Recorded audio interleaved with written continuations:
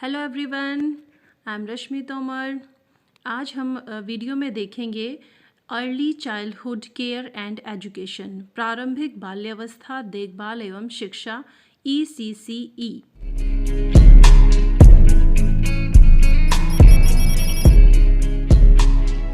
ECCE क्या है ये? देखिए, 0 से 8 वर्ष तक के जो बच्चे हैं उनकी केवल शिक्षा की ही नहीं, उनके शारीरिक, मानसिक, सामाजिक, भावनात्मक, बौद्धिक हर तरीके के विकास के लिए ये कार्यक्रम है। यानी कि एक बच्चे के हमें केवल शिक्षा पर ही ध्यान नहीं देना है, उसके हर तरीके के विकास पर हमें ध्यान देना है। तो NEP जो है, NEP 2020 यानी कि जो हमारी पॉलिसी आई है, एजुकेशन पॉलिसी न्यू, उसमें ये पूरा एक चैप्टर है ECCE का कि कौन इसको करेगा, कब करेगा, कौन कौन शामिल होंगे और कब तक हमें ये करना है। तो टारगेट हमारा 2030 तक है, 2030 तक है, लेकिन अगर उससे पहले हो जाता है तो बहुत अच्छी बात है।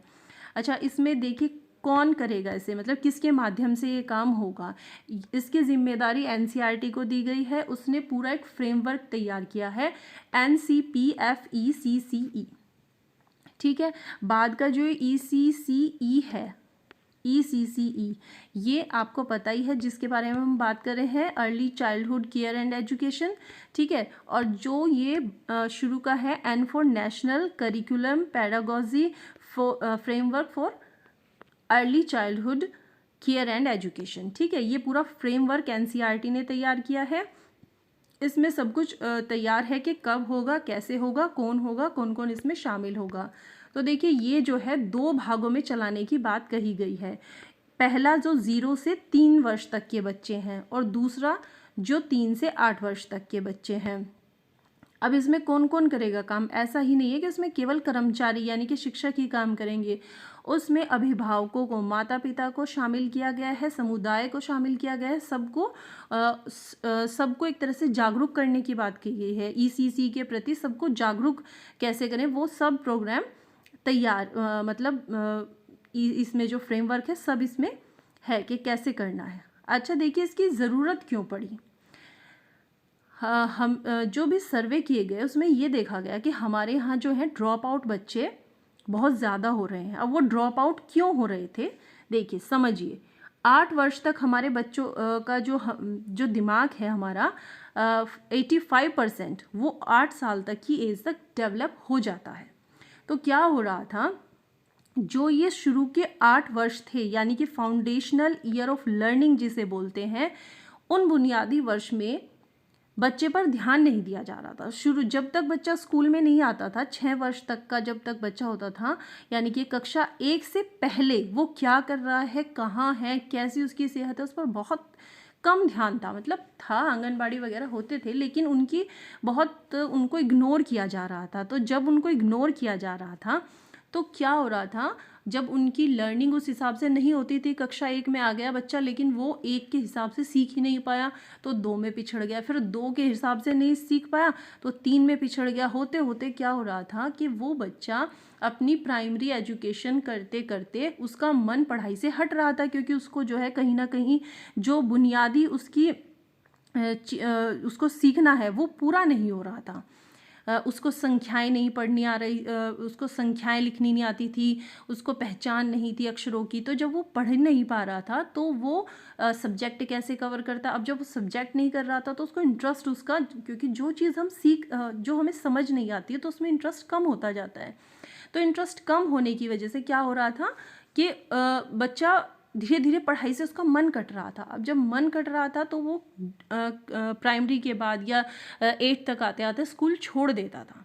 अब स्कूल छोड़ देता था तो ड्रॉप आउट में चला जाता था। अब जो ड्रॉप आउट बच्चे हैं उनकी संख्या जो है बढ़ती हुई जा रही थी। तो यहाँ पर सरकार ने सोचा कि इसका रीज़न पता करो कि क्यों हो रहा है ऐसा। तो रीज़न यही आया कि जो उनकी फाउंडेशनल जो ईयर है उन पर काम नहीं किया जा रहा है, यानी कि जब वो स्कूल आते हैं उससे पहले उन पर काम नहीं किया जा रहा है। तो फिर ये सारा काम शुरू हुआ। अच्छा, देखिए अब इसमें समझिए कि इसमें 4 स्टेप इन्होंने दिए हैं।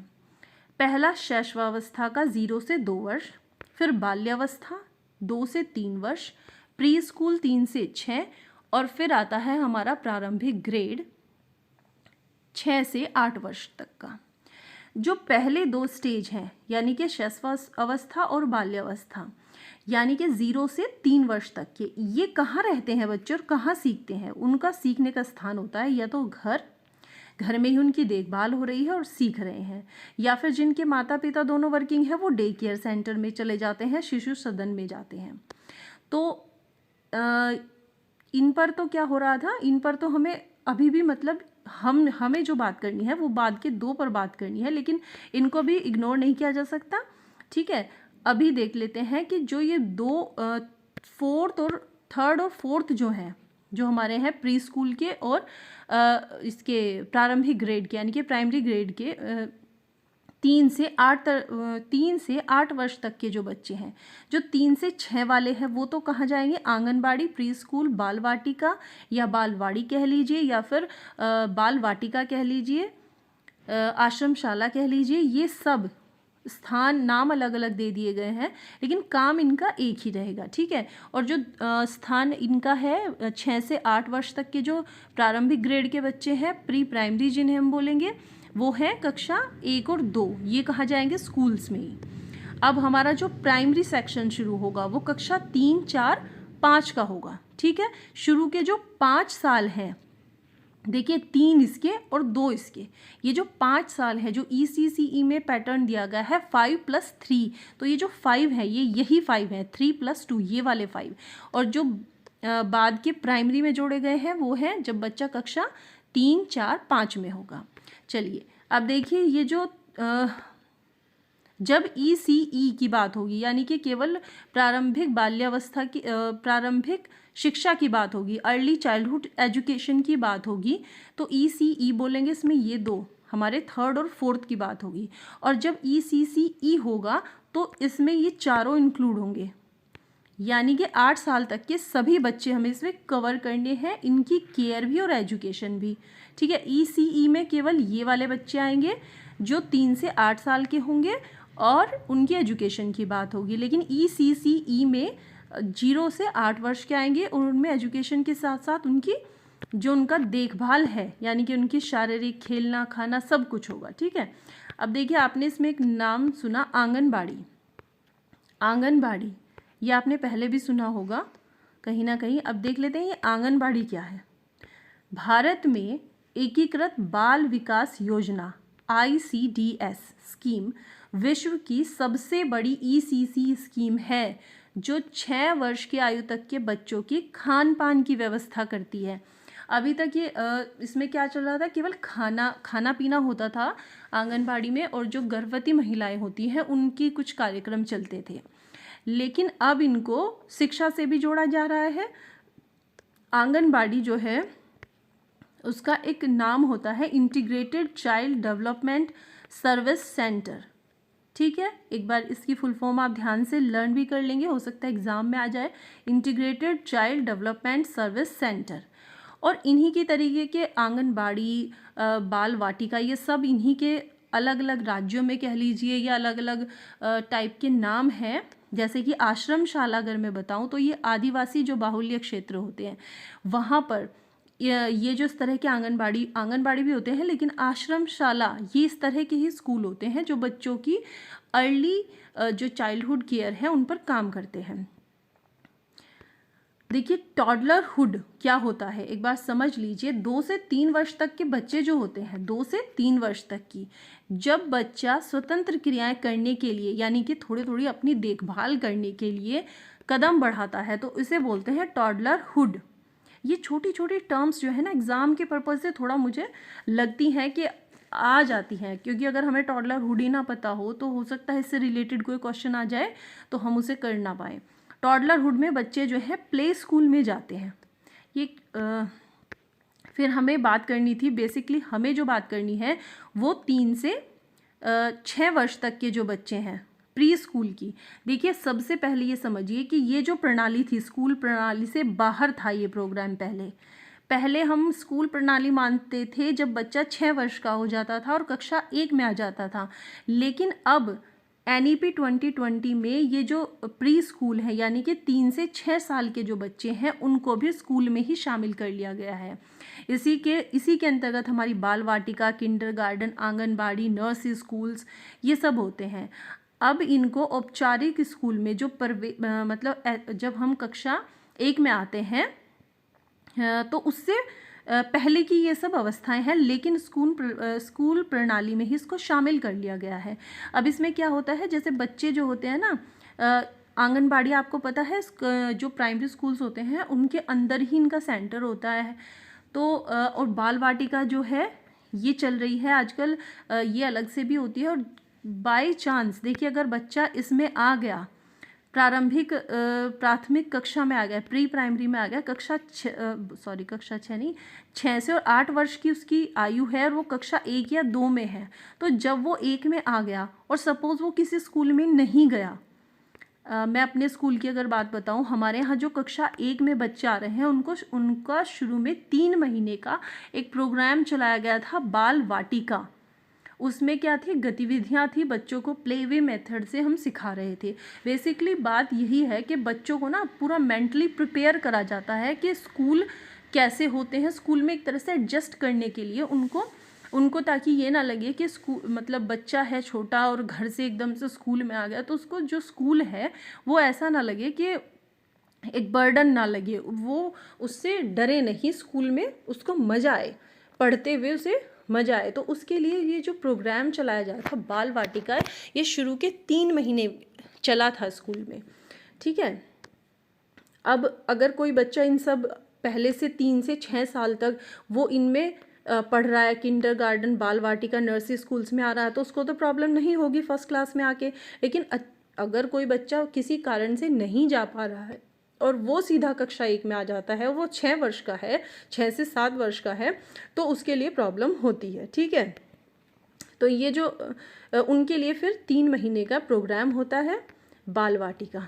उसमें बेसिकली होता क्या है, देखिए सब जो अगर मैं एक शब्द अगर बोलूँ इन सब चीज़ों के लिए, Bal Vatika, kindergarten, nursery school, pre school, इन सब के लिए वो है प्ले वे मेथड, यानी कि खेल खेल में सिखाना, मतलब बच्चे को इंटरेस्ट पैदा करना पढ़ने में, ठीक है। अब इसके लिए देखिए खेल गतिविधियाँ इतनी होती हैं, अगर मैं इसके बारे में बताने बैठूँ तो घंटों बताया जा सकता है कि कितनी गतिविधियाँ हम कराते हैं स्कूल्स में, या फिर मैं आपको बता सकती हूँ कि कितनी टाइप की होती हैं, बहुत तरह की गतिविधियाँ होती हैं। लेकिन इन सब का जो जितने भी ये स्कूल जो भी हम बात कर रहे हैं, बाल वाटिका, आंगनबाड़ी, सबको यही है कि हमें खेल गतिविधि से, प्ले वे मेथड से पढ़ाना है।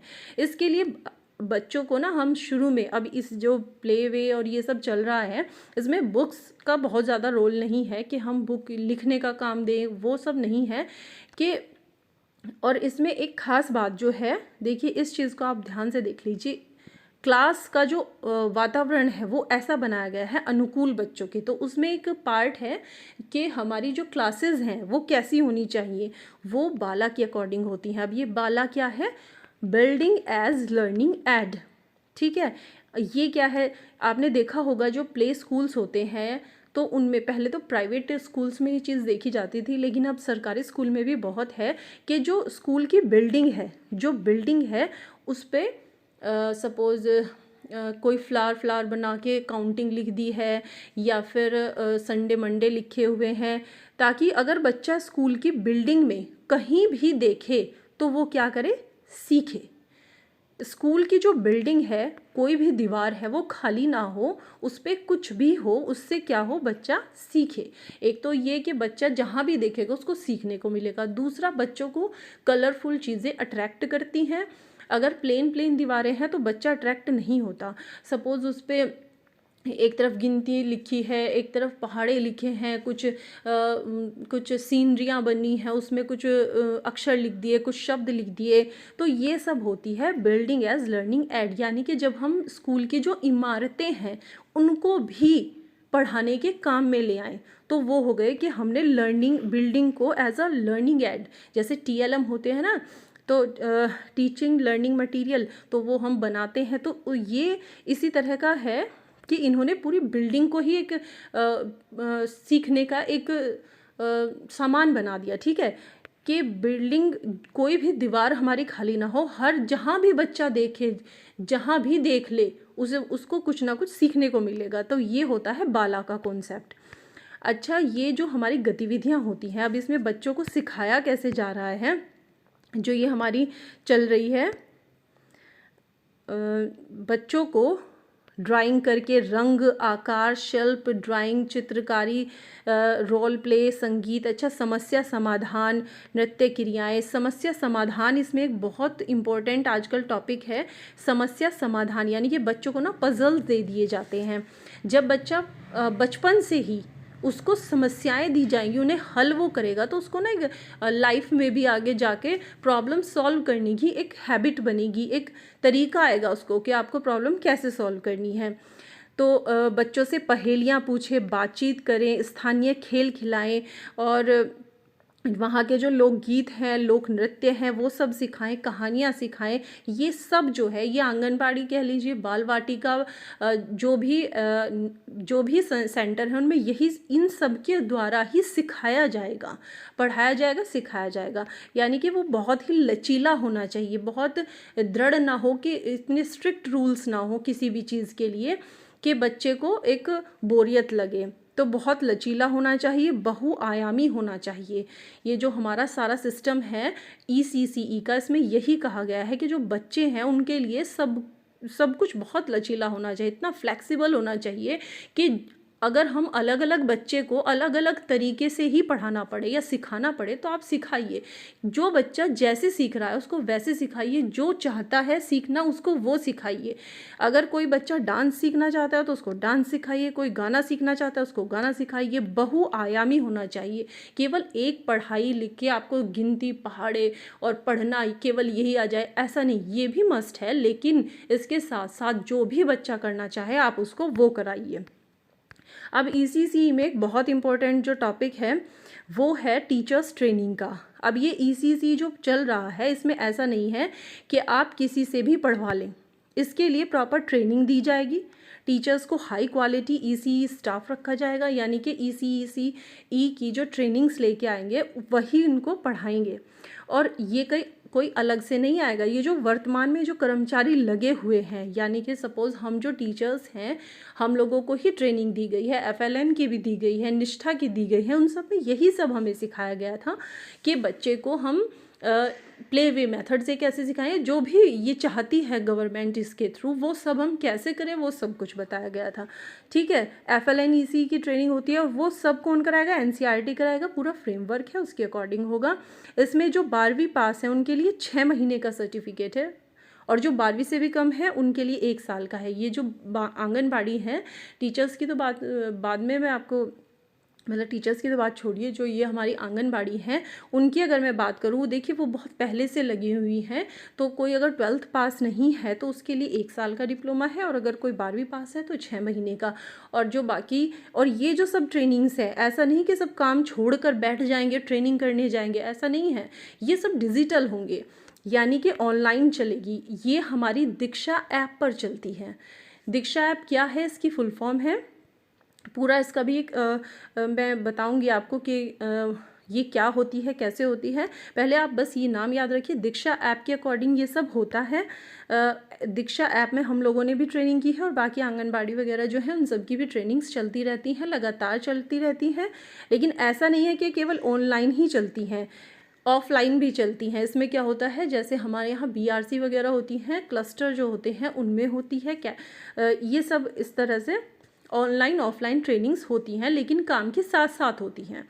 ठीक है, अब इनका ऐसा भी नहीं कि आपने ट्रेनिंग ले ली, नहीं ले ली और हमें पता ही नहीं है। गवर्नमेंट इसका सतत मूल्यांकन करती है, कॉन्टीन्यूअस असेसमेंट चलता है, और मासिक कक्षाएं भी होती हैं, यानी कि मंथ में अगर ऑफलाइन भी जाकर देखा जाता है कि क्या हो रहा है। देखिए, उद्देश्य देख लेते हैं ECCE का क्या उद्देश्य है। बच्चों में नैतिक मूल्यों का विकास करना। अब देखिए, नैतिक मूल्य क्या है। नैतिक मूल्य यही है, अच्छा बुरा बच्चा समझता हो, वो दूसरों की भावनाओं को समझता हो, इस तरह के जो मूल्य हैं ये हमारे नैतिक मूल्य कहलाते हैं। इससे क्या होगा, जब बच्चों में नैतिक मूल्यों का विकास होगा तो क्या होगा, एक बेहतर समाज बनेगा, और जब बेहतर समाज हमारे पास होगा तो एक राष्ट्र का जो निर्माण है वो एक मजबूत राष्ट्र आएगा हमारे पास। ठीक है, बच्चों में स्वच्छता की आदत का विकास करना और सर्वांगीण विकास, जिसकी बार बार बात की जा रही है कि बच्चों को केवल पढ़ना लिखना ही ना आए, बच्चों में और बहुत सारी जो उनकी भावनात्मक विकास है, उसका जो सामाजिक विकास है, यानी कि वो जब बड़ा हो तो वो सर्वांगीण विकास मतलब या फिर समाज में एक सामाजिक एक ऐसा व्यक्ति बने जिसको समाज एक्सेप्ट करे, मतलब जो एक ऐसा जो समाज में अपना योगदान दे सके, एक राष्ट्र निर्माण में अपना योगदान दे सके। एक है स्कूल के लिए तैयार करना, इसका ECCE में जो कहा गया है बच्चे को स्कूल के लिए तैयार करना, स्कूल रेडीनेस, ये भी एक प्रोग्राम हमारे स्कूल में चला था, स्कूल रेडीनेस का प्रोग्राम। वही क्लास फर्स्ट के लिए होता है कि जब बच्चा आता है तो 2-3 महीने ही इसमें बाल वाटिका में या फिर उसको स्कूल रेडीनेस कह लीजिए, वही प्रोग्राम होते हैं कि बच्चे को प्ले वे मेथड से सिखाया जाता है, कहानियाँ, पोएम, बातचीत, ड्राइंग, चित्रकला, ये सब से अट्रैक्ट किया जाता है स्कूल में, उसको रोका जाता है, और जब वो रुक जाता है तो आगे का प्रोसीजर स्मूथली चलता है। और इसी में कहा गया है कि MDM ही नहीं, यानी कि मिड डे मील ही नहीं, दोपहर का खाना ही नहीं, पौष्टिक नाश्ता भी दिया जाएगा। 100% वैक्सीनेशन होना चाहिए बच्चों का, यानी कि टीकाकरण होना चाहिए, रेगुलर उनके हेल्थ चेकअप होने चाहिए, और उनके स्वास्थ्य कार्ड भी बनेंगे। और इसमें एक बात मैं आपको कहना चाहूँगी कि ये केवल कर्मचारियों का ही काम नहीं है, आंगनबाड़ी या फिर शिक्षकों का या फिर जो भी कर्मचारी हैं उनके अलावा माता पिता अभिभावकों को भी इसमें इतना ही शामिल किया गया है। ठीक है, तो लगभग आपको ECCE समझ आया होगा। आई होप आपको एग्ज़ाम पर्पज़ से ECCE में ये काफ़ी कुछ हो गया है, अगर कुछ छूटा होगा तो देख लेंगे नेक्स्ट वीडियो में। इसके लिए इतना ही, थैंक यू।